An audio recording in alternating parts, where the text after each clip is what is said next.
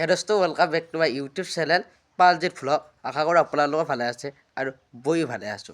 পুল প্ৰথমে সবুৰ ৰাইজলৈ সৰস্বতী পূজাৰ আন্তৰিক শুভেচ্ছা আৰু অভিনন্দন জ্ঞাপন কৰিলোঁ।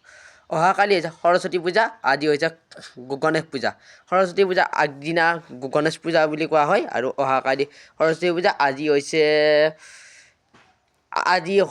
হৈছে আপোনাৰ বৃহস্পতিবাৰ অৰ্থাৎ মাঘ মাহৰ 8 তাৰিখ শুক্ল চতুৰ্থী আৰু কাইলৈ হৈছে মাঘ মাহৰ 9 তাৰিখ শুক্ৰবাৰ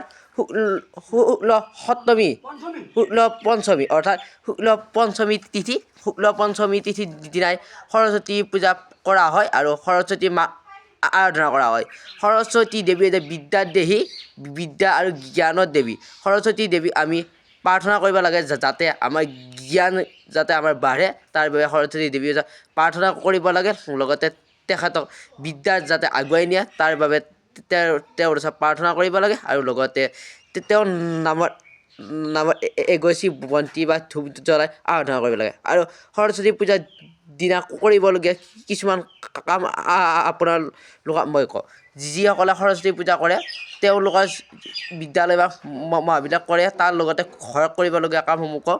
আপোনালোকে সেইদিনা পুৱাই উঠি গা পা ধুই মন্দিৰত আপোনালোকে এগছি চাকি দিবলৈ লাগে আৰু লগতে আপোনালোকৰ নিজৰ পঢ়া টেবুলখন চাফ চিকুণ কৰি ৰাখি তাত এগছি চাকি দিবলৈ লাগে আৰু লগতে যিসকলে বিদ্যাত আগুৱাই যাবলৈ বিচাৰে তেওঁলোকে সৰস্বতী দেৱীৰ ওচৰত এটি বিদ্যাৰ কলম আগবঢ়াবলৈ লাগে যাতে বিদ্যাত অধিক শক্তিশালী হ'বলৈ পাৰে।